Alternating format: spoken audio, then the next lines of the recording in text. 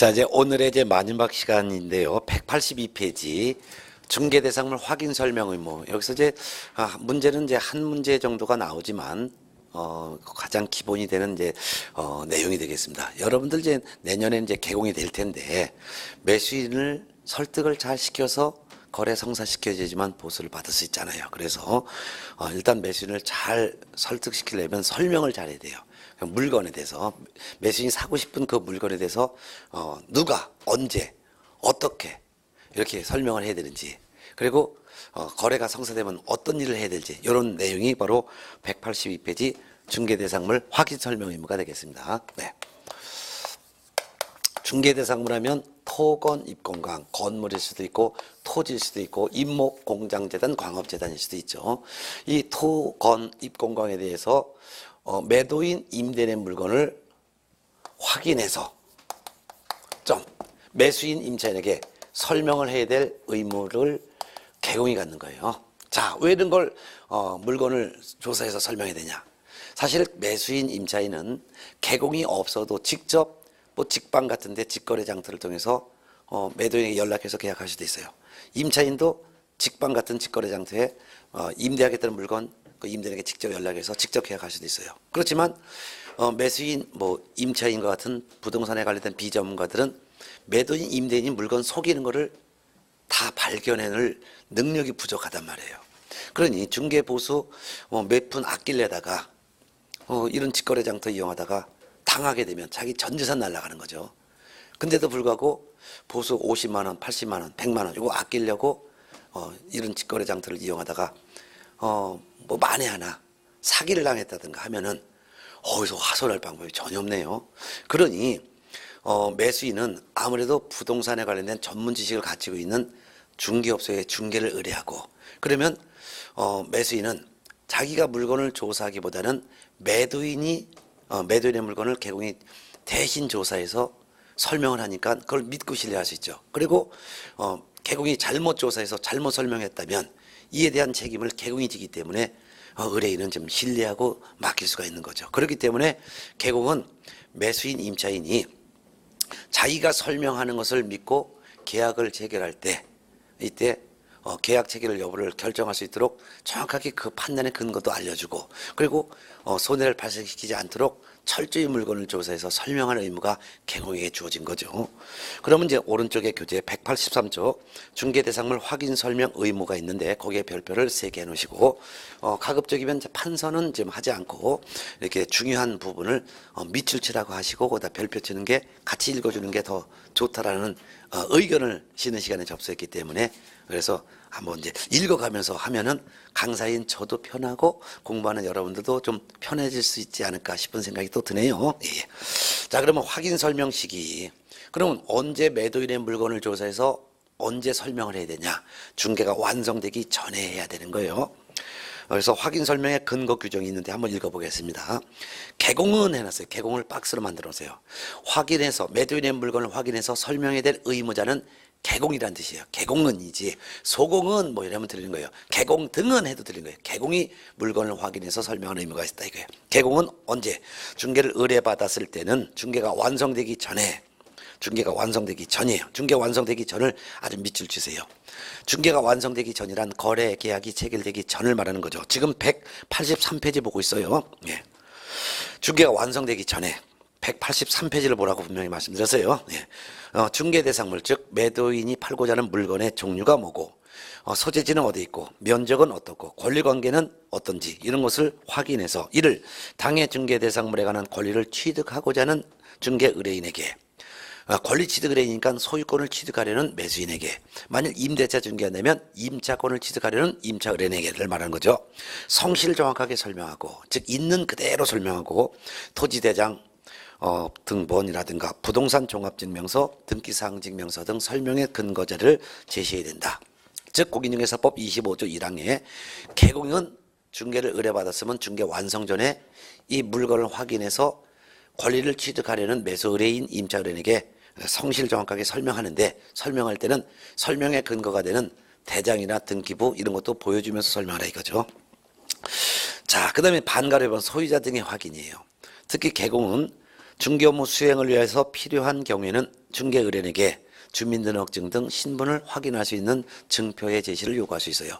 즉 아파트 팔아달라고 하는 의뢰인에게 또는 아파트 사달라는 의뢰인에게 진짜 팔고자 하는 사람인지 사고자 하는 사람인지 말만 이렇게 해놓고 쭉 개공 헛고생시키는 것을 막기 위해서 그 신분증 좀 줘보세요라고 신분증 제시를 요구할 수도 있겠습니다. 자, 그다음에 양가로 본 확인 설명 의무자 별표 하나 넣으세요. 확인 설명 의무자는 개공이 물건을 설명해서 설명할 의무가 있어요. 그렇다면 개공이 아닌 사람은 설명 의무가 없죠. 그런데 법개공 같은 경우는 설명을 하려도 설명할 수가 없어요. 법개공은 비생명체이기 때문에. 그래서 가로 열고 법인의 경우에는 대표자가 대신 설명을 해야 되고 분사무소에서 설명할 때는 책임자가 설명을 해야 될 의무가 있습니다. 그렇다면 개공 중에서는 법개공이 설명할 의무가 있다는 것은 법개공을 대신해서 대표자가, 분사무소는 책임자가 설명할 의무가 있다는 뜻이에요. 그러면 단순한 고용인인 소공이나 보조원 또는 법개공의 임원사원 등은 설명 의무가 없습니다. 그렇지만 소공 같은 경우는 설명 의무는 없지만 설명할 수는 있죠. 소공은 중개업무를 수행할 권한이 있기 때문에 물건 설명할 수는 있다 이거예요. 그렇지만 설명할 의무가 있다는 게 아니라 의무는 없지만 하려면 할 수는 있다 이거죠.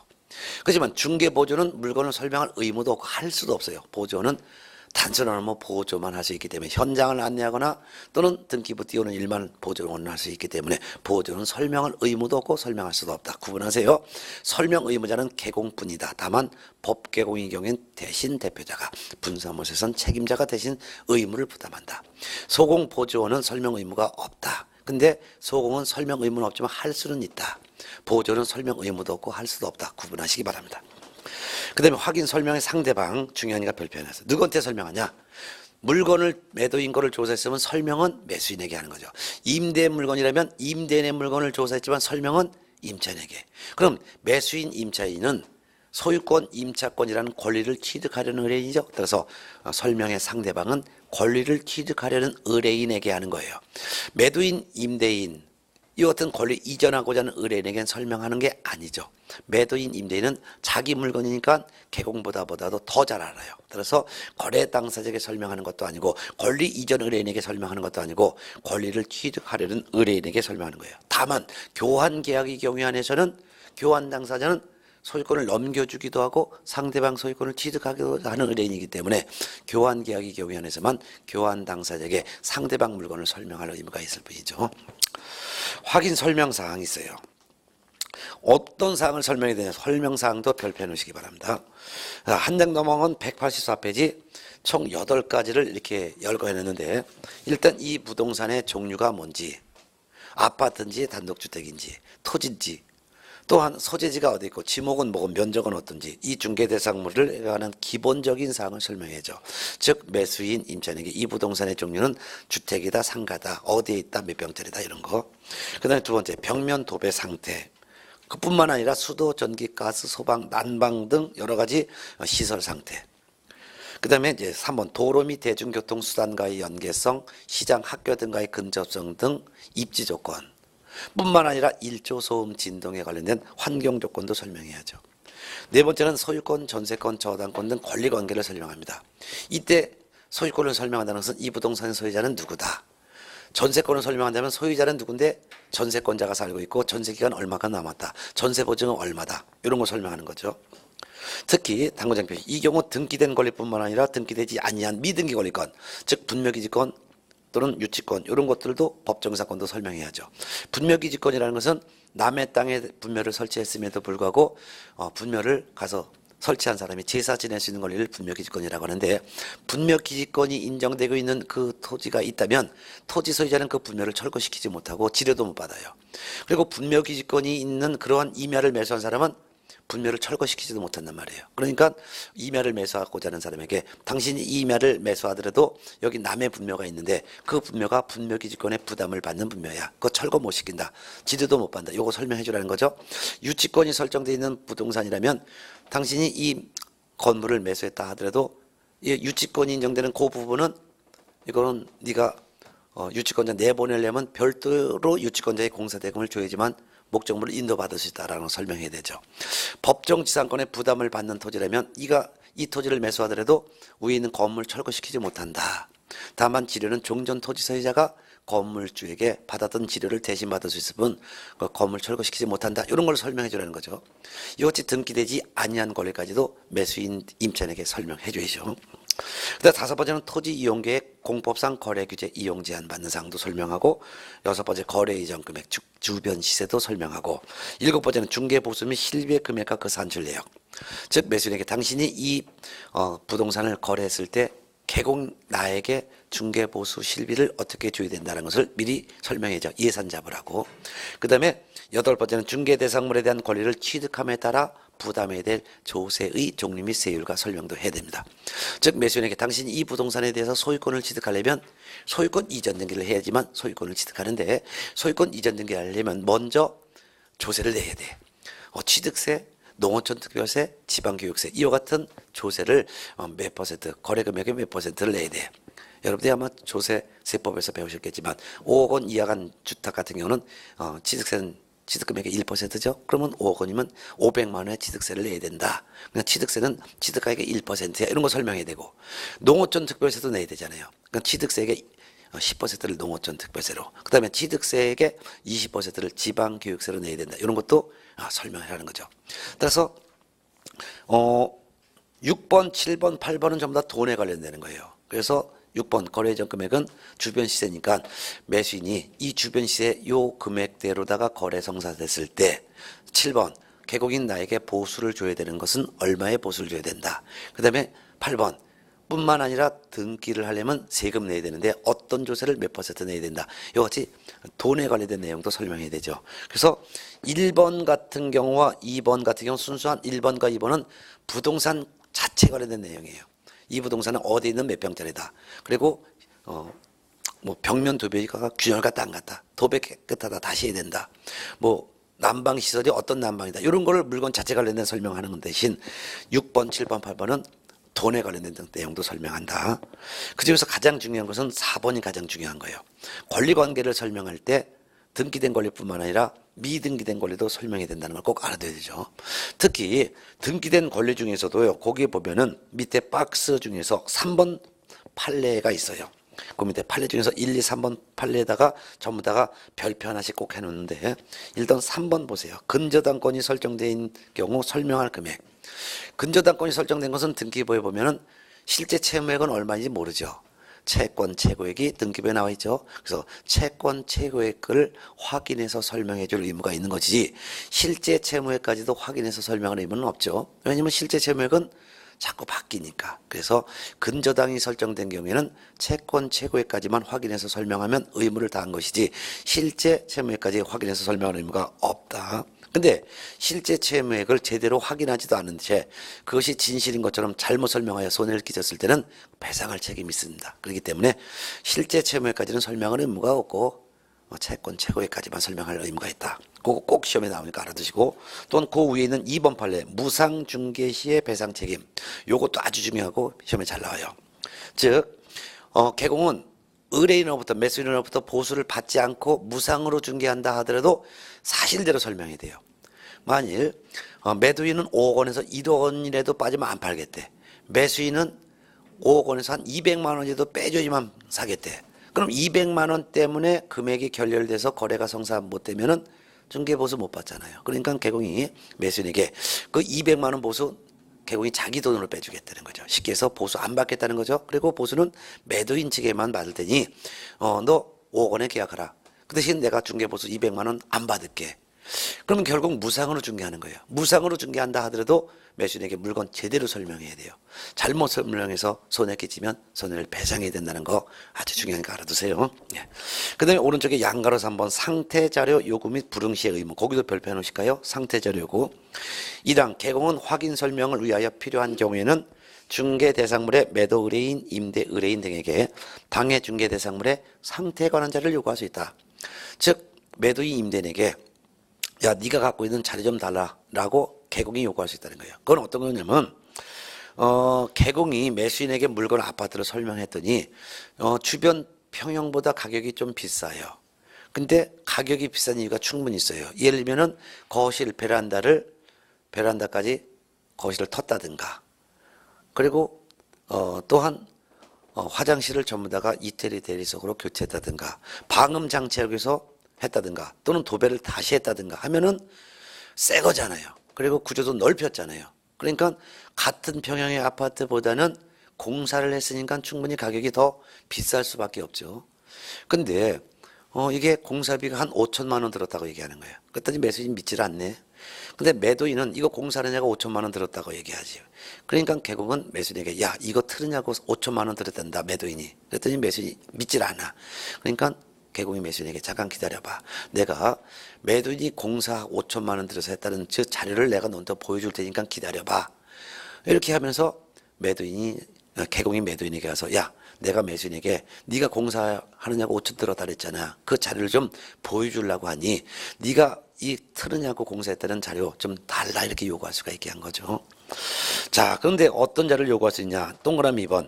개공이 매도 임대 의뢰인에게 제공을 요구할 수 있는 자료에 대해서는 중개대상물 확인 설명서란 서식에 세 가지를 규정하고 있다. 1. 수도, 전기, 가스, 난방 방식 등 건축물의 내부, 외부 시설물 상태를 개량하기 위해서 공사한 자료.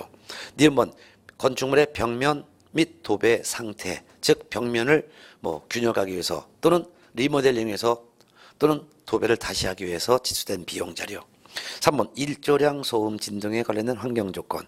여기서 소음이라면 층간소음을 말하는 건데 층간소음을 없애기 위해서 방음 장치를 했다든가 하는 비용.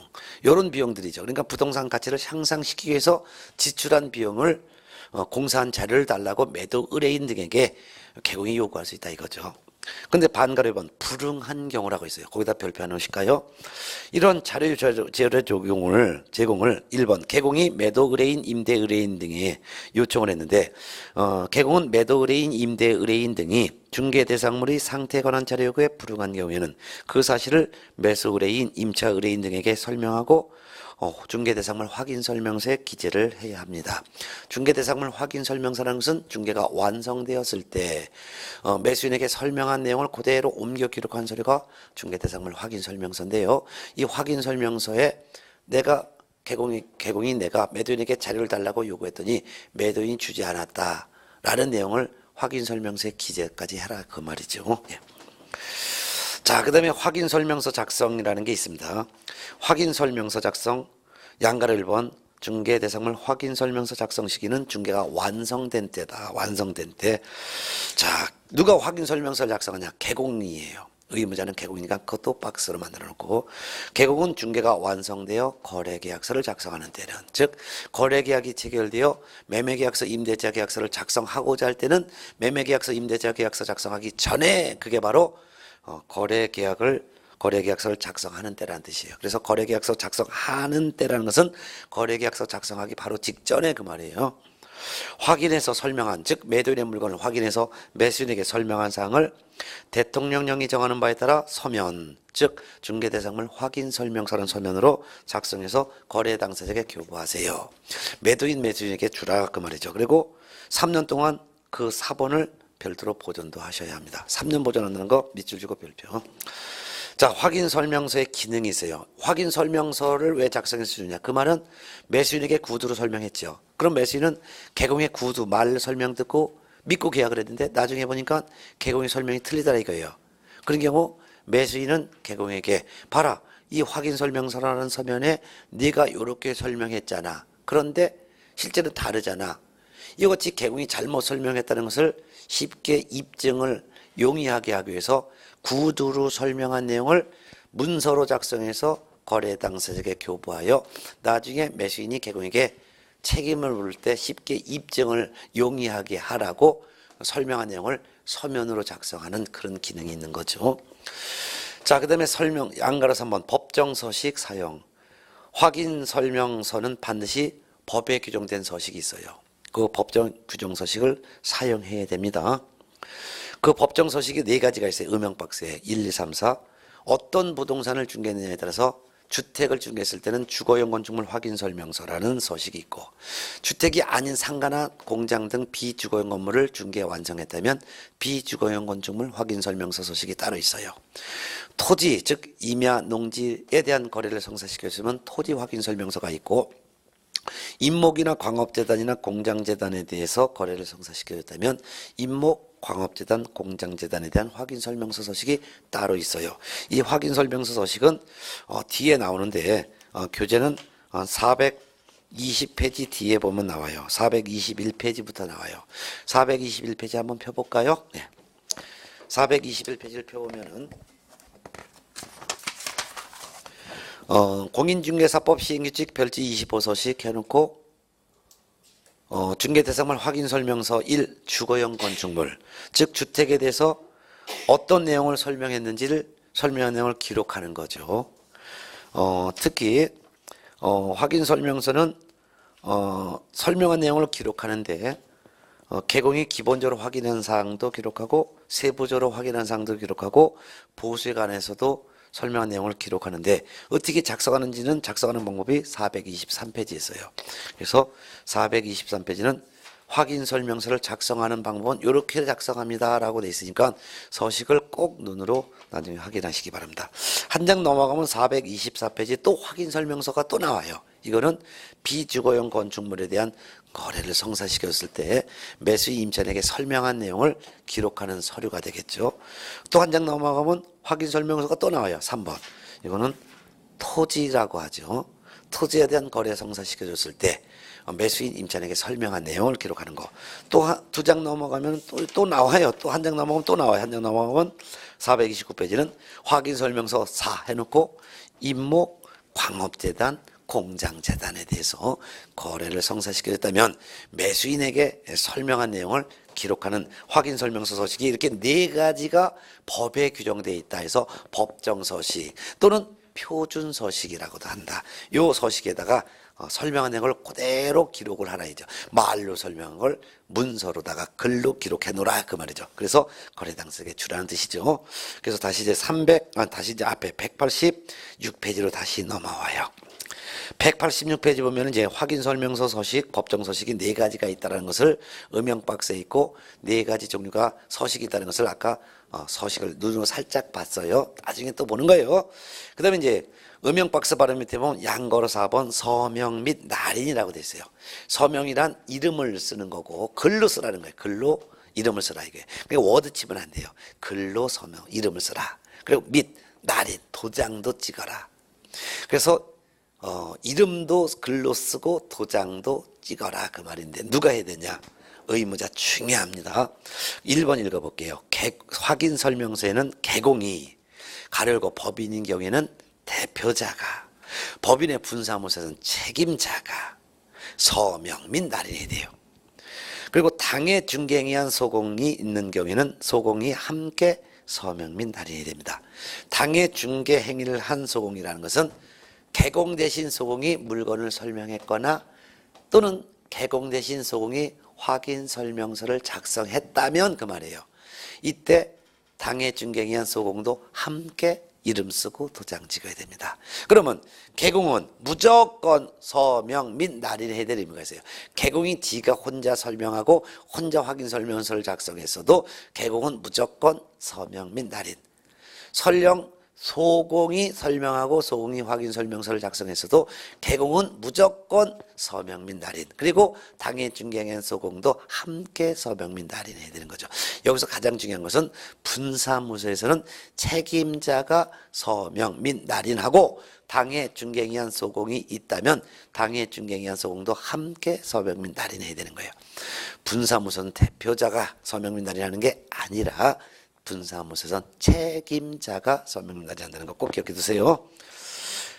맨 밑에서 두 번째 줄 보면은 186페이지 밑에서 두 번째 줄 동그라미 3번 2인 이상의 개공이 공동으로 중개를 완성한 경우에는 중개에 관여한 개공이 확인 설명서에 함께 서명 및 날인해야 됩니다. 즉 매도 의뢰받은 개공과 매수 의뢰받은 개공이 공동 중개하여 중개를 완성시켰다면 매도 의뢰받은 개공과 매수 의뢰받은 개공이 함께 공동으로 확인 설명서에 서명 및 날인해야 되는 거죠. 그리고 당해 중개행위한 소공이 있다면 당해 중개행위한 소공도 함께 서명 및 날인해야 됩니다. 자, 그렇다면 오른쪽에 교재 187쪽 동그라미 4번 중개보조는 당해 중개물을 보조한 경우라 하더라도, 즉 심부름해주고 등기부 띄우고 현장을 안내했다 하더라도 중개보조는 서명 및 날인의 의무가 없어요. 그러니 중개보조는 인장등록 의무가 원래 없었지요. 예. 자, 그 다음에 4번 위반 시의 제재 및 책임인데요. 일단 개공이 업무정지 처분을 받을 수가 있는 경우가 있어요. 어떤 경우냐? 동그라미 1번과 동그라미 2번인데요. 중개가 완성됐을 때 개공이 확인설명서에 서명 및 날인을 해야 될 의무가 있는데 서명 및 날인 중에 하나라도 하지 않았으면 6월 범위 안에서 업무정지 처분을 할 수가 있고, 또한 확인설명서를 작성해서 교부하고 3년 보존해야 되는데 작성, 교부, 보존 요 세 가지 중에 하나라도 하지 않았어도 역시 업무정지 처분을 할 수가 있습니다. 그 다음에 500만 원 이하의 과태료인데요. 이거는 뭐냐면 개공이 매수인 임차인에게 설명할 때는 성실 정확하게 설명하고, 즉 물건 조사했으면 조사한 그대로 있는 사실 그대로 설명하고, 설명할 때 토지대장 등본, 부동산 등기사항 증명서 등 설명의 근거가 되는 자료까지 제시해야 되면서 설명해야 돼요. 이 부동산 소재지가 어디 있다 라는 걸 설명하려면 토지대장, 건축물대장 등본을 제시하고, 이 부동산 소유자는 누군데 근저당이 설정됐다라는 걸 설명하려면 부동산 등기사항 증명서를 제시하는 거예요. 이런 것들을 종합적인 것을 설명할 때는 부동산 종합증명서라는 공적 장부를 제시해야죠. 근데 성실 정확하게 설명도 하고 앤드 설명할 때 근거가 되는 자료도 제시해야 되는데 성실 정확하게 설명하지 않았거나 또는 설명을 할 때 근거 자료를 제시하지 않고 설명했다든가 하면은 500만 원 이하의 과태료를 개공에게 부과할 수가 있다 그 말이죠. 시험 꼭 나오니까 별표 2개 해놓으세요. 500만 원 이하의 과태료. 그뿐만 아니라 반가로서 한번 손해배상 책임도 있어요. 즉 성실 정확하게 설명하지 않아서 의뢰인에게 손해를 끼쳤다면 그 손해를 배상할 책임이 있습니다. 그 다음에 양가로 2번 187쪽 밑에서 네 번째 줄 소공이 자격정지 처분을 받을 수 있어요. 소공은 물건 설명 의무가 없어요. 그렇지만 할 수는 있는데 설명할 때 성실 정확하게 설명하지 않거나 설명할 때 근거 자료를 제시하지 않고 설명했거나 또는 한 장 넘어가세요. 당의 업무를 같이 했으면, 즉 물건을 소공이 대신 설명하거나 서류를 작성했다면 확인 설명서에 소공도 함께 서명 및 날인해야 되는데 당해 중개행했음에도 불구하고 확인 설명서에 서명 및 날인 중에 하나라도 하지 않았으면 6월 범위 안에서 자격정지 처분을 할 수 있어요. 그뿐만 아니라 반가로 2번 소공이 설명 의무는 없는데 설명할 수는 있다 그랬죠. 근데 성실 정확하게 설명하지 않아서 이를 믿고 계약한 매수인 임차인에게 손해가 발생됐다면 소공도 배상할 책임이 있는 것이죠. 자, 그 밑에 참고적으로 확인 설명과 확인 설명서 작성을 비교해 봤습니다. 박스를 볼까요? 확인 설명은 개공이 중개 완성 전에 하는 거고 확인 설명서는 중개가 완성되었을 때 작성하는 거예요. 설명은 대상이 권리취득 의뢰인, 즉 매수인 임차인 일방에게만 하는 것이고 확인 설명서를 교부하는 것은 거래 당사자인 매도인 매수인 모두에게 교부하는 거죠. 설명할 때 그 내용은 성실 정확하게 설명하고 설명의 근거 자료를 제시하면서 설명하는데 이때 설명서에는 설명한 내용을 하나도 빠뜨리지 말고 다 기재해야죠. 확인 설명 의무자나 확인 설명서를 작성해서 교부하고 보존해야 될 의무자나 전부 개공이에요.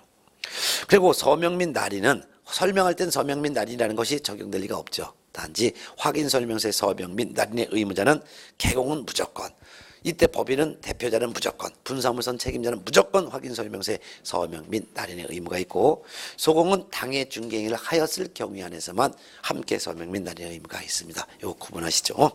자, 그 다음에 이제 교재 189페이지 거래계약서 작성 보겠습니다. 해야 될 의무 중에서 확인 설명 의무, 그 다음에 중개가 완성됐을 때는 매도인의 물건을 확인해서 매수인에게 설명한 내용을 서면으로 작성해서 거래 당사자에게 교부하고 그 확인 설명서 사본을 3년 동안 보존해야 될 의무가 있는데 이와 같은 의무자는 전부 누구냐? 개공이었죠. 개공이 의무자였어요. 네. 그러면 소공은 이와 같은 의무가 있냐 없다? 소공은 이러한 의무가 없어요. 의무가 없고 단지 설명할 수는 있어요. 설명할 수는 있지만 의무는 없다 이거죠. 확인 설명서 작성 의무 없어요. 작성 의무는 없지만 설명 의무는 없다. 그렇지만 설명할 수 있다. 작성 의무는 있다? 없다. 작성 의무는 없지만 작성할 수는 있다. 작성할 수 있다. 서명 및 날인의 의무가 있느냐? 서명 및 날인의 의무는 이거는 둘로 나눈다. 당해 중개 행위를 한 경우에는 의무가 있다. 근데 당해 중개 행위를 하지 않았다면 이때는 서명 및 날인의 의무도 없다. 교부, 확인설명서 교부 의무가 있냐? 보존 의무가 있느냐? 교부 보존 의무는 일체 없다. 이렇게 정리하셨어요. 그럼 개공은 설명 의무도 있고 중개가 완성되면, 즉 거래가 성사되면, 중개가 완성되면은 확인설명서 작성해야 될 의무도 있고 거래 당사자에게 확인설명서를 교부해야 될 의무가 있고 확인설명서 사본을 3년간 보존해야 될 의무까지도 개공은 다 있다. 소공은 설명 의무는 없지만 할 수 있다. 확인설명서 작성 의무는 없지만 작성할 수는 있다. 서명 및 날인의 의무는 중개를 했다면 소공도 의무가 있지만 서명 및 중개 행위를 하지 않았다면 서명 및 날인의 의무도 없다. 소공은 확인설명서를 거래 당사자에게 교부할 의무 있냐? 없다. 보존 의무 일체 없다. 그러면 소공의 의무는 당해 중개행위한 경우에 한해서만 확인설명서의 서명 및 날인의 의무가 있다. 요거 하나만 의무가 있고 나머지는 소공은 의무가 없다. 그러면 보조원은 일체 아무런 의무도 없다. 이렇게 보면 되겠죠. 예. 보조원은 이건 이제 소공이고 보조원은 중개 보조는 일체 의무가 없다.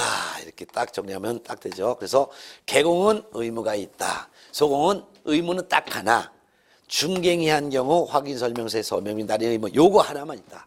보조는 아무런 의무가 없다. 이렇게 정리했습니다. 자, 그 다음에 189페이지 거래계약서 작성 의무 봅니다. 네. 자, 거래계약서 작성 의무도 매년 한 문제가 나와요. 189페이지. 중개가 완성되었을 때 개공은 두 가지 서류를 작성해요. 중개가 완성됐으면 먼저 확인설명서를 작성해요. 확인설명서라는 것은 매도인의 물건을 확인해서 매수인에게 구두로 설명한 내용을 서면으로 작성하는 거죠. 매수인에게 물건 설명한 내용을 기록하는 서류가 확인설명서예요. 근데 거래계약서는 거래 당사자가 서로 구두로 약속한 내용을 서면으로 작성하는 거죠. 그래서 확인설명서는 매수인에게 개공이 말로 설명한 걸 옮겨 기록하는 서류, 거래계약서는 거래 당사자인 매도인, 매수인이 서로 구두로 합의한 내용을 서면으로 작성하는 거죠. 예. 요거 의무자도 역시 바로 밑에 조문 밑에 1 거래계약서 작성 의무 작성 시기 봅니다. 그것도 별표 해놓을까요? 의무자가 개공이에요. 그래서 개공이 작성해야 된다. 언제? 중개 대상물에 관하여 중개가 완성된 때는 거래계약서를 작성하여 거래 당사자에게 교부하고 5년 동안 그 사본을 보존해야 된다. 별표 놓으세요. 무조건 시험 나와요. 누가? 개공이 언제 거래계약서 작성하냐? 중개가 완성되었을 때 작성한다. 어떤 내용을? 매도인과 매수인이 말로 약속한 내용을 작성한다. 그래갖고 거래 당사자에게 교부하고 거래계약서 사본을 5년간 보존한다. 이 거래계약서는 매매면은 매매계약서를 말하는 것이고 임대차 거래라면 임대차 계약서를 말하는 거죠. 네. 자, 한 장 넘어가겠습니다. 그 다음에 이제 성실 작성 의무가 나와요. 109페이지. 별표 하나 넣으실까요? 개공은 거래계약서를 작성하는 때는 거래 금액 등 거래 내용을 거짓으로 기재하거나 서로 다른 둘 이상의 거래계약서를 작성해서는 안 됩니다. 해놨죠.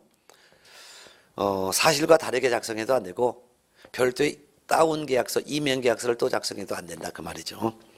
자, 그 다음에 거래계약서 서식이 있어요. 거래계약서는 지금 현재 표준 서식이 없어요. 단지 국토교통부 장관은 표준 서식 옆에다 별표 해놓을까요? 국토교통부 장관은 개공이 작성하는 거래계약서의 표준이 되는 서식을 정하여 그 사용을 권장할 수 있다. 국토교통부 장관이 거래계약서의 표준이 되는 서식을 정해서 사용할 것을 권장할 수 있다는 규정만 있지 지금 현재 표준 서식이 없어요. 없으니까 아무 쪽에다가 작성해도 되죠. 그래서 문방구에서 파는 매매계약서, 임대차 계약서 사다가 내용을 알맞게 수정해서 작성해도 되고, 그러지 않고 그냥 노트 찢어서 작성해도 상관없다 이거죠. 그렇지만 그 밑에 거래계약서 필수기재사항 9가지는 반드시 기록해야 돼요. 그래서 필수기재사항 9가지는 반드시 이 거래계약서에 반드시 필수로 기재를 해야 돼요. 노트 찢어서 작성하고는 상관없지만 이 9가지는 시험장에 갈 때까지는 외워두셔야 돼요. 별표 3개 넣으세요. 그렇지만 지금은 뭐 이해만 하면 되는 거죠. 일단 당사자가 누구인지, 매도인과 매수인이 누구인지 당사자 인적사항을 당연히 기록해야 되겠죠. A가 매도인이고 B가 매수인이면 매도인의 성명, 주민등록번호, 주소, 매수인의 성명, 주민등록번호, 주소. 이거 당연히 기록해야죠. 파는 사람이 누구고 사는 사람이 누군지. 두 번째, 물건의 표시. 대상 물건 표시. 물건이 뭐예요? 매물. 표시가 뭐예요? 소재지, 지번, 면적. 세 번째, 물건의 거래 금액. 총 매매 금액은 얼마다. 총 금액, 거래 금액. 거래 금액이라는 거래가 성사된 금액이죠. 근데 이 거래 금액을 계약금을 어떻게 주고, 계약 금액을 얼마 주고, 중도금 얼마 주고, 잔금을 얼마 주고 주는지, 그리고 어떻게 계약금, 중도금, 잔금을 지급하는 일시와 지급하는 방법이 직접 주는지 온라인으로다 통장에다 입금시키는지 지급 방법 등에 대해서도 상세히 기록해야죠.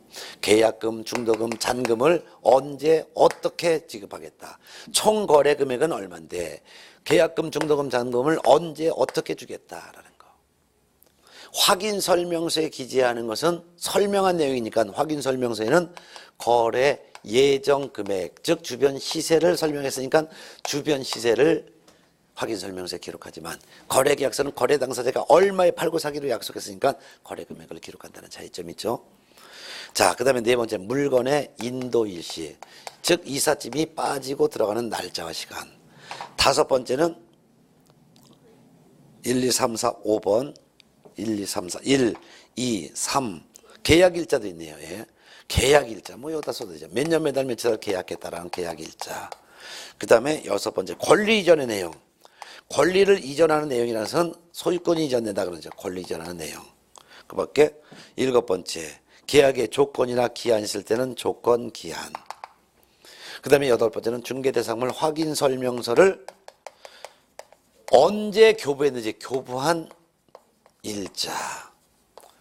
네, 마지막으로는 그 밖에 약정사항, 그 밖에 별도로 특약사항이 있으면 특약사항. 뭐 요런 것들이죠. 뭐 쭉 보면은 거래계약서는 거래 당사자가 서로 약속한 내용이니까 팔고 사는 사람이 누구다. 어떤 물건을 팔고 산다. 얼마에 팔기로 했는데 어떻게 돈 주기로 했다. 이사 언제 들어와도 좋다. 그리고 계약한 날짜는 언제다. 그리고 소유권을 넘겨주겠다. 별도로 조건이나 기한이 있으면 조건, 기한. 그리고 확인 설명서를 언제 줬다. 그 다음에 특약사항 이런 것들을 기록한다. 네. 자, 그 다음에 서명 및 날인. 이 거래계약서에도 서명 및 날인이에요. 이거는 확인 설명서의 서명 및 날인과 똑같으니까 별표 넣으세요.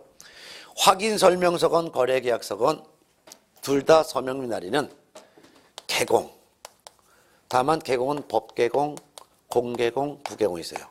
그러면 중개가 완성됐을 때, 즉 거래가 성사되었을 때, 중개가 완성됐을 때 먼저 확인 설명서를 작성해서 교부하고 그 다음에 확인 설명서 작성한 다음에 거래 계약서를 연속해서 작성해서 거래 당사자에 교부하는데, 확인 설명서건 거래 계약서건 작성 의무자는 개공인데 다만 법인은 대표자가 대신 의무, 분사무선 책임자가 대신 의무, 그리고 이름, 서명 쓰고 및 날인을 해야 될 의무자도 개공인데 법인은 대표자가 서명 및 날인의 의무, 분사무선 책임자가 서명 및 날인의 의무가 있다 이거죠.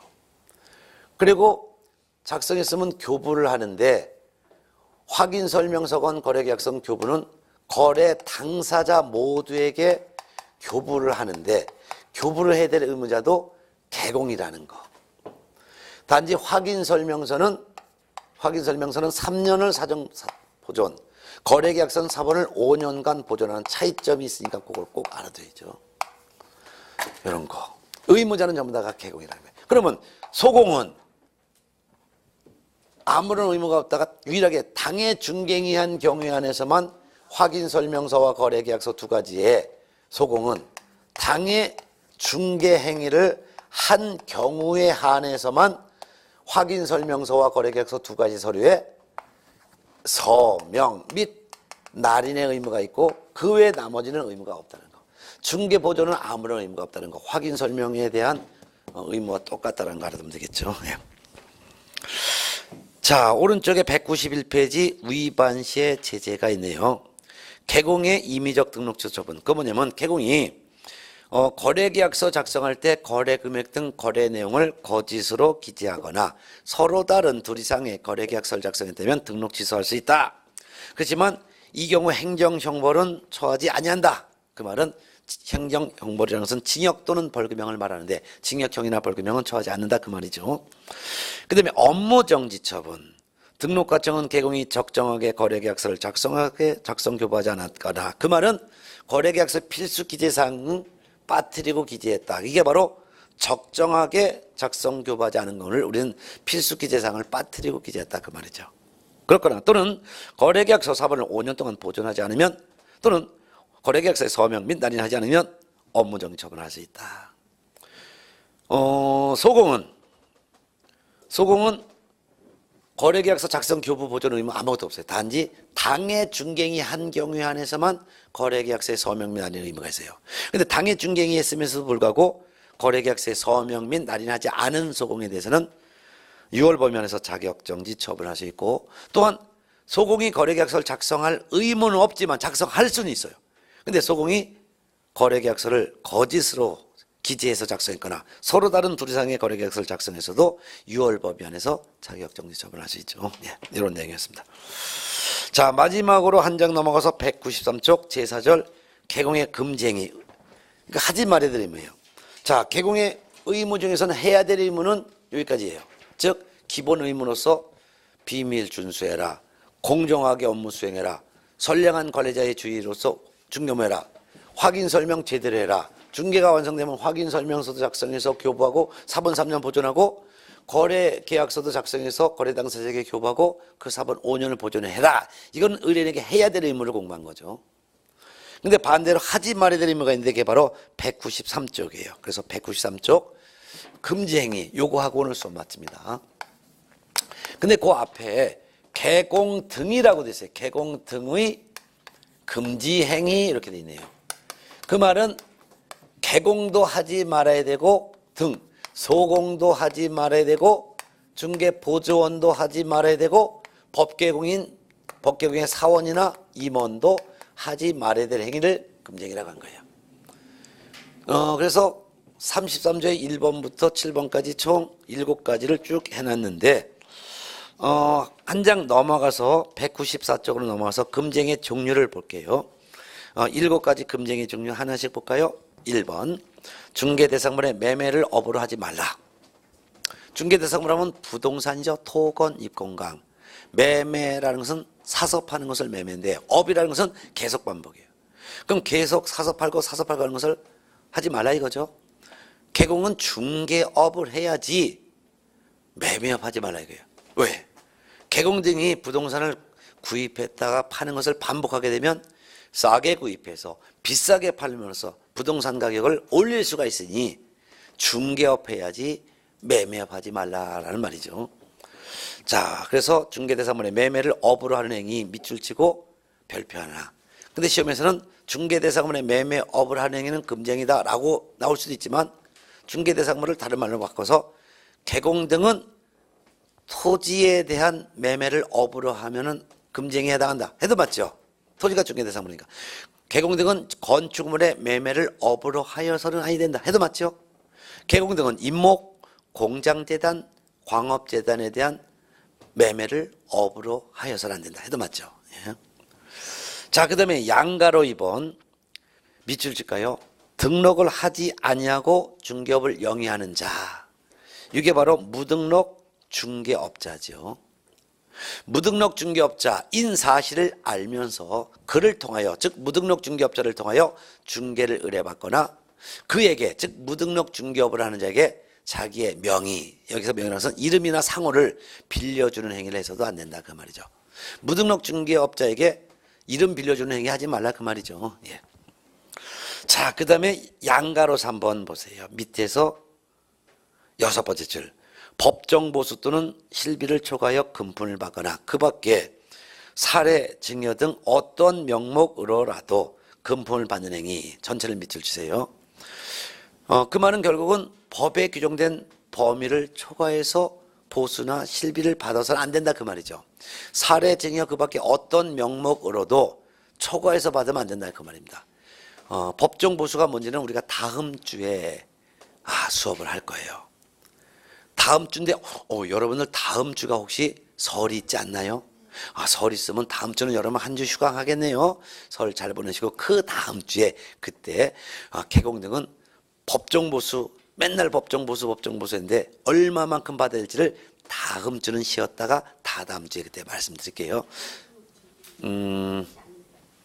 월요일 날은 다음 주가 아마 대체 휴일이기 때문이실 거예요. 아마 여러분들은 아마 금요일부터 아마 쉬실 거예요. 법정 휴일이 금, 토, 일, 월까지가 법정 휴일이고, 그리고 대부분은 직장에서는 화요일 날도 대체 휴일로 해서 아마 5일을 아마 거의 대부분 직장이 쉬는 걸로 알고 있는데, 법에 규정된 휴일은 금, 토, 일, 월까지는 무조건 빨간 글씨로 되어 있는 법정 휴일이기 때문에 다음 주 월요일 날은 제가 여러분을 쉬고 저도 시골에서 이따 오겠습니다. 예. 그래서 법정 보수 또는 법정 실비를 초과해서는 어떤 명목을 불구하고도 더 받으면 안 된다. 이렇게 알아두시면 되겠어요. 예. 더 받으면 그거 무효예요. 그거 돌려줘야 돼요. 돌려줬다 해서 끝나는 게 아니라 처벌받아요. 그러니까 법에 규정된 범위를 초과해서 받으면 안 된다. 근데 교재 195페이지 보면 판례가 있어요. 판례가 중요하네요. 그래서 양가로서 한번 거기도 별표 하나 해놓으시고 판례도 별표를 하나 해놓으세요. 1번 초과 수수료 요구 행위가 금쟁에 해당하는지 여부에서요. 그 말은 법정 보수를 초과해서 더 달라고 요구하는 행위는 금쟁이냐? 아니에요. 초과해서 받는 거를 금지할 뿐 더 달라고 요구하는 것은 금쟁이가 아니므로 처벌받지 않습니다. 그 다음에 2번 초과하여 받은 수수료를 반환한 경우 금쟁에 해당하는 여부.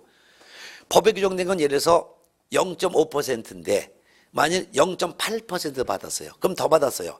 더 받은 걸 그대로 돌려줬어요. 하더라도 이미 초과해서 받은 순간 하지 말아야 될 행위를 했기 때문에 금쟁이를 한 거예요. 그래서 처벌받습니다. 네. 돌려줬어도 더 받은 순간 금쟁에 해당한다. 처벌받는다. 그 다음에 3번 권리금 알선료를 포함한 수수료 수수행위가 금쟁에 해당하느냐 여부. 이건 금쟁이 아니에요. 왜? 권리금은 부동산에 대한 가치가 아니잖아요. 기존에 장사하던 사람이 에어컨 냉장고 쓰던 거 그대로 쓰게 해주거나 또는 기존에 장사하던 사람이 영업상의 노하우 이런 거를 전수해 준 대가잖아요. 그렇기 때문에 상가 권리금에 대한 알선료를 별도로 받은 거 이거는 금쟁이가 아니라는 거 알아두고, 그 다음에 4번 분양대행 수수료가 금쟁의 대상인지 여부. 분양대행은 중개업무가 아니죠. 대신 팔아주는 대리 수수료. 이거는 중개업무가 아니기 때문에 공인중개사법에 규정된 보수의 적용을 받지 않아요. 그래서 상가 분양대행해주고 상가 중개 보수에 대한 범위를 초과해서 분양대행료를 더 받았다 하더라도 이는 금쟁이가 아니다. 왜 아니다? 분양대행은 중개업무가 아니라 부업이니까. 그 다음에 5번 무등록자의 중개수수료 요구행위가 처벌 대상이 되느냐 여부. 무등록자가 의뢰인에게 보수달라고 요구하는 것은 처벌 대상이 아니고 무등록 중개업을 한 자가 의뢰인에게 보수달라고 요구하는 것도 처벌 대상이 아니에요. 더 받은 거를 금지하지 더 달라고 요구하거나 더 달라고 약속을 했다든가 이런 것은 더 받지 않았다면은 이건 금쟁이가 아니므로 처벌받지 않습니다. 그래서 더 받은 거 법정 범위를 초과해서 실제로 더 받았을 때만 금쟁이에 해당되어 처벌받는 것이지 더 달라고 요구만 했지 실제로 더 받지 않았거나 더 받기로 약속만 했지 실제로 더 받지 않았다면 이는 금쟁이가 아니므로 처벌 안 받는다. 이렇게 구분하시기 바랍니다. 요 판례 5개 판례가 매년 시험에 나오니까 각 판례 하나씩 전부 별도로 별표 하나씩 해놓으시길 바랍니다.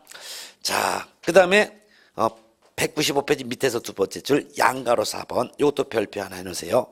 그리고 밑줄 치세요. 읽어봅니다. 당해 중개 대상물의 거래상의 중요사항에 관하여 거짓된 언행 그 밖의 방법으로 중개 의뢰인의 판단을 그르치게 하는 행위를 금지합니다. 즉 의뢰인에게 사실과 다르게 거짓말하는 행위는 전부 다가 금지한다 그 말이죠. 한 장 넘어갔더니 거래상의 중요사항이라는 게 무슨 말이냐. 매수인 입장에서는 사실대로 알았다면 계약을 안 했을 거야. 이와 같이 부동산의 물건에 대해서라든가 또는 공법상 제한이라든가 가격이라든가 이런 면에서 사실대로 알았으면 계약을 안 했을 거야. 이와 같이 계약 체결할지 말지를 결정할 수 있는 중요한 판단 요소가 되는 것을 우리는 거래상의 중요한 요소라고 하는데, 이 거래상의 중요한 사항에 대해서 사실과 다르게 언행하는 것을 전부 금쟁이에 해당합니다. 따라서 반가로 2번 거짓된 언행의 유형으로는 1번 적극적 거짓, 그 다음에 동그라미 2번 소극적 거짓, 두 가지가 다 금쟁이에 해당되는데, 적극적 거짓이라는 것은 중개 의뢰인의 판단을 그르치게 하는 적극적인 거짓 행위인데요. 그 유형으로는 확정되지도 않은 개발 계획이 없는 토지에 대해서 개발 계획이 확정되었기 때문에 토지 가격이 올라갈 거라고 이렇게 거짓말하는 거, 또는 곧 가격이 급등할 것이라고 하는 거. 가격이 곧 급등할지 안 될지 어떻게 알아요? 급등할지 안 할지 모르는데 그냥 가격이 곧 뛸 거라고 얘기하는 거, 또는 현금화하기 어려운 이면을 곧바로 비싼 가격에 다시 되팔 수 있다라고 하는 거. 아니 팔리지도 않은 물건을 샀을 때 곧 비싼 가격으로 되팔 수 있다는 걸 어떻게 보장해? 이건 거짓말이죠. 그렇게 얘기해야지만 계약하고, 계약해야지만 보수받으니까 보수받을 목적으로 사실과 다르게 얘기하는 건 다 거짓말이에요. 또는 해제되지도 않은 규제가 해제됐다고 하는 거. 예를 들면 개발 제한 구역으로 묶였어요. 근데 풀리지도 않았는데 풀렸다라고 말하는 거. 또는 보조원이나 다른 사람을 시켜서 중개 대상물에 대한 거짓 정보를 제공하여 중개 의뢰인을 속이는 행위. 이걸 우리는 바람잡이 세운다 이거죠. 예, 바람잡이를 세우는 거. 또는 문서를 위조하거나 변조하는 거. 또는 개공이 의뢰인 일반과 짜고 거짓 정보를 이용하여 헐값에 매도하도록 또는 비싼 값에 매수하도록 그렇게 하는 것들도 전부 다가 의뢰인의 판단을 그르치는 거짓된 언행에 해당한다. 소극적 거짓도 거짓된 언행인데, 소극적 거짓이란 의뢰인의 판단을 그르치게 하는 소극적 거짓된 언행의 유형으로는 중개 대상물에 대한 하자를 숨기는 거, 숨기고 흥정해 주는 거, 즉 물건에 흉가라는 거, 이런 걸 흉가라는 얘기를 매수인에게 얘기하면 계약 안 할까 봐 흉가라는 사실을 감추고 흥정 붙여주는 거. 또한 지금 부동산에 대해서 소송이 계리 중인데 매도인에 대해서 지금 현재 소송이 진행 중인 거를 매수인에게 얘기하지 않고 중개하는 거. 이런 것들도 당연히 알려줄 걸 알려주지 않고 감추는 행위도 의뢰인의 판단을 그르치는 거짓된 언행의 유형에 해당한다 그 말이죠. 그 밑에 판례들이 있으니까 판례 중에서도 1번 판례 별표해 놓으세요. 2번 판례도 별표해 놓으시고, 이 판례고 나중에 한번 읽어보세요. 그 다음에 교재 197페이지 양가로 번 양도, 알선 등이 금지된 부동산의 분양, 임대 등과 관련이 있는 증서에 매매, 교환 등을 중개하거나 그 증서에 매매를 업으로 하는 행위. 전체 밑줄 치고 별표 하나 해놓으세요. 자, 양도, 알선 등이 금지된 증서의 유형으로는 주택법, 우리나라 최고의 공법 김동영 선생님이 아마 강의했을 거예요. 주택법에서 보면은 부동산을 취득할 수 있는 지위인데 이 지위를 남한테 양도하면 안 되는 그런 증서의 지위가 있죠. 주택조합원의 지위가 여기에 해당되겠죠. 또는 주택청약통장이 여기에 해당되겠죠. 주택청약통장은 주택청약 예금통장과 주택청약 부금통장이 있는데 이런 걸 합쳐서 우리는 입주자 저축 증서라고 표현하죠. 이 같은 입주자 저축 증서라는 주택청약 통장을 팔고 사도록 중개하거나 이런 주택청약 통장을 매매업하는 행위는, 이거는 무주택자가 주택을 저렴하게 구입할 수 있는 그런 지위를 원칙적으로 막는 행위이기 때문에 이러한 양도, 알선이 금지된 부동산의 분양 임대와 관련이 있는 주택청약통장의 증서를 중개하거나 매매하는 행위는 금쟁에 해당한다라고만 뜻만 이해하면 되는 거죠. 그 다음에 양가로 6번 중개 의뢰인과 직접 거래하거나 거래 당사자 쌍방을 대리하는 행위, 거기다가 별표를 2개 해놓으세요. 가장 금쟁이 유형 중에서는 제일 많이 나오는 게 양가로 6번이죠. 양가로 6번을 못 찾으면 그 밑에 판례 까만 거 바로 밑에 양가로 6번이라고 돼 있어요. 중개 의뢰인과 직접 거래한다는 것은 개공이 자기 의뢰인과 직접 매매계약, 임대차 계약하는 것을 금지한다 이거예요. 왜 금지하냐? 개공은 부동산에 관련된 전문가, 의뢰인은 비전문가. 의뢰인이라고는 비전문가와 전문가인 개공이 같이 계약을 하게 되면 비전문가가 질 수밖에 없는 거예요. 그렇기 때문에 의뢰인에게 불리하기 때문에 계약도 거의 싸움도 비슷한 사람이 수준이 싸움을 해야지, 실력 없는 사람과 실력이 빵빵한 사람이 싸우면 실력 있는 사람이 백전백승이잖아요. 그래서 실력이 없는 의뢰인과 실력이 빵빵한 개공이 직접 계약하면 안 된다. 개공은 중개를 해야지 의뢰인과 직접 계약을 하면 안 된다 그 말이죠. 예를 들면 토지 매도 의뢰인이 토지 3,000평을 갖고 팔아달라는 중개를 의뢰해요. 개공에게 이거 팔아주면 이거 좀 잘 좀 3억 원에 잘 팔아주세요. 근데 이 토지 매도 의뢰인은 부동산에 관련된 정보가 없어요. 근데 개공은 부동산에 관련된 정보 무지하게 많거든.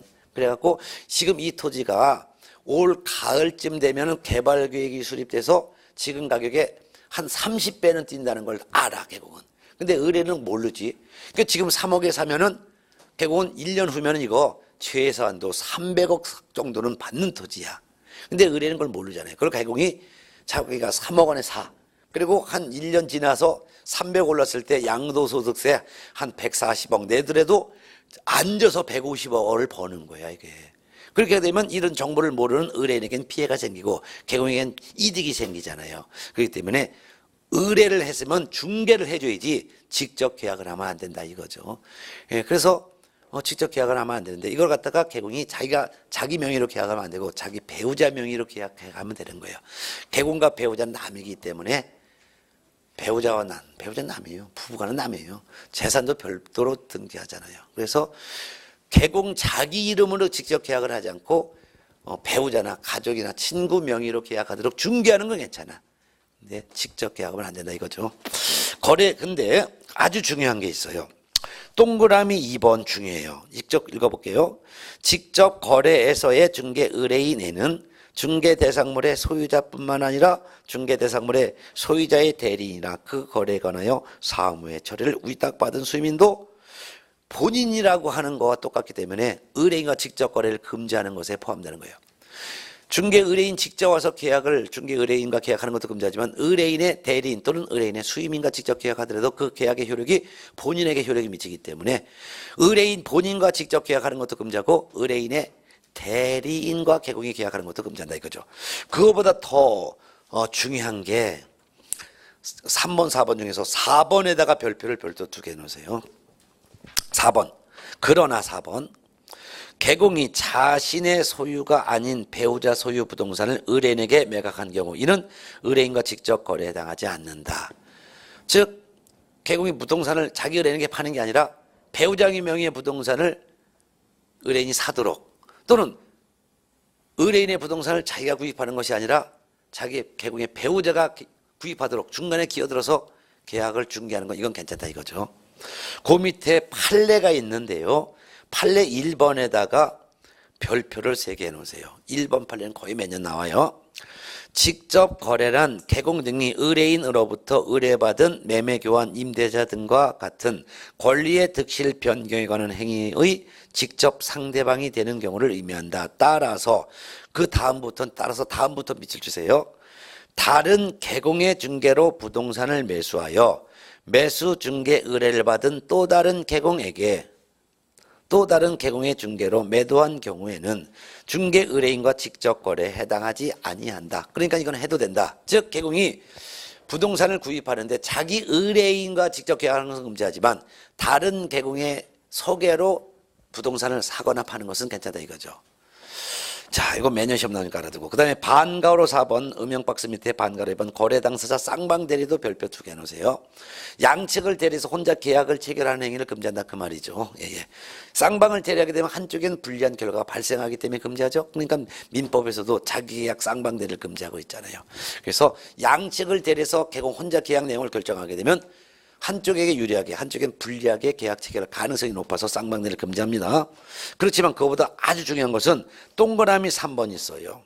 거기다가 별표 2개 해놓으세요. 읽어봅니다. 그러나 거래 당사자 중 일방만을 대리하는 행위나 거래계약 성립 후에 이행 행위에 대한 쌍방대리는 금지하지 않는다. 즉 쌍방을 대리해서 혼자 계약하는 행위를 금지할 뿐 일방만을 대리해서 계약하는 행위는 금지하지 않는다. 그리고 거래가 이루어진 이후 중도금, 잔금 주고 등기 넘겨주는 업무는 중개가 업무가 아니죠. 중개가 끝난 이유니까. 이런 것들은 양측을 대리해서 돈 전달받아서 등기 넘겨주는 일을 대신해줘도 이거는 금지가 아니라는 거죠. 자, 마지막이 199쪽 양가로 7번 거기 별표 놓으시면서 한번 전체 밑줄칩니다. 탈세 등 관계법령을 위반할 목적으로 소유권 보존 등기 또는 이전 등기하지 아니한 부동산이나 관계법령의 규정에 의하여 전매 등 권리 변동이 제한된 부동산의 매매를 중개하는 등 부동산 투기를 조장하는 행위를 금지합니다. 그 말은 미등기 전매하도록 중개해주면 안 된다 그 말이에요. 부동산을 매수한 사람이 자기 앞으로 이전 등기하지 않고 되팔을 도록 그걸 중개해주면 미등기 전매자가 취득세 탈세하고 투기하도록 도와준 행위가 되기 때문에 미등기 전매하도록 중간에 끼어들면 안 된다 그 말입니다. 예. 자, 그 다음에 위반 시의 제재를 봅니다. 손해배상 책임 하지 말아야 될 행위를 해가지고 의뢰인에게 손해를 끼치면 그 손해를 배상을 해야 되므로 의뢰인은 개공이 금쟁이 했다면 그래서 손해 입었다면 그 손해를 배상해달라고 청구할 수가 있는 거죠. 또한 개공은 행정처분을 받아요. 즉 금지행위에 해당되는 이와 같은 행위를 중에 하나라도 했다면 등록 취소할 수가 있습니다. 그 다음에 양가로 3번 행정형벌. 징역이나 벌금형을 행정형벌이라고 하는데 1년 이하의 징역 또는 1천만 원 이하의 벌금형을 받을 수도 있고 반가로 2번 3년 이하의 징역 또는 3천만 원 이하의 벌금형을 받을 수도 있습니다. 자, 그럼 금지행위를 한번 지금까지 한 걸 한번 정리하면은 이런 거예요. 금지행위. 하지 말아야 될 행위가 총 7가지가 있었어요. 근데 금지행위를 위반을 했다면 그래서 의뢰인에게 손해를 발생시켰다면 개공은 그 손해를 배상해야 될 책임이 있다는 것이고 그뿐만 아니라 이 개공에 대해서는 등록관청이 등록을 취소할 수 있어요.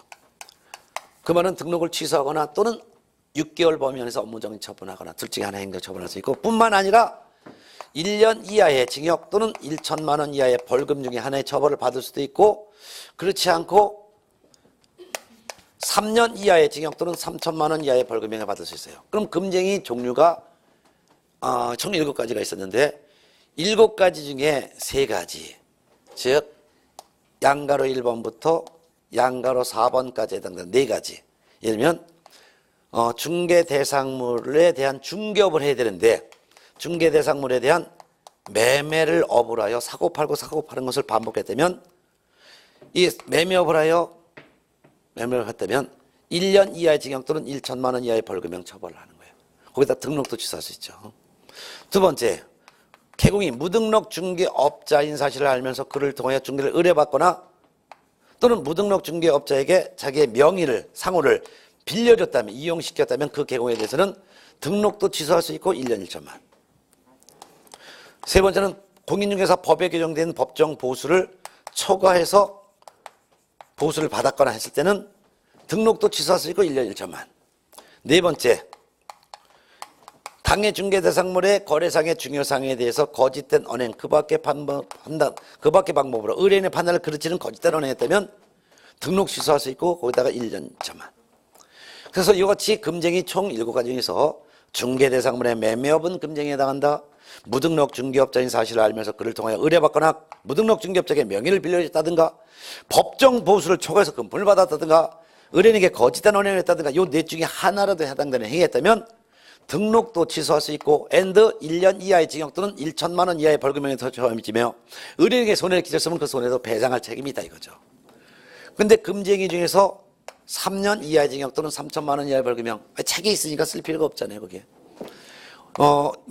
세 가지가 있었죠.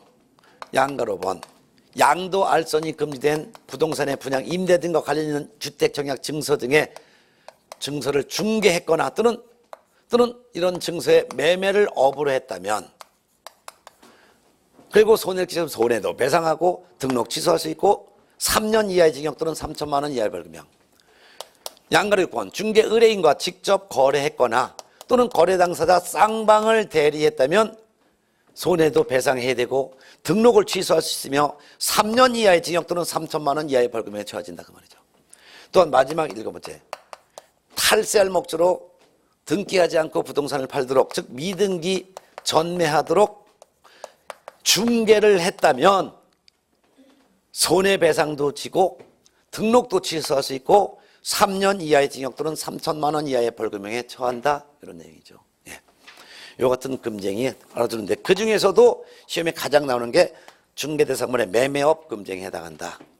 법정보수를 초과해서 금품받는 거 금지한다. 아주 중요한 거.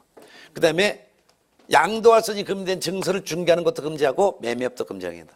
의뢰인과 직접 거래하거나 쌍방 대리하는 거 금지한다. 그렇지만 의뢰인과 직접 거래는 금지하지만 다른 개공의 중개를 통해서 거래하는 것은 금지가 아니며 쌍방 대리는 금지하지만 일방을 대리하는 것은 금지가 아니라는 거.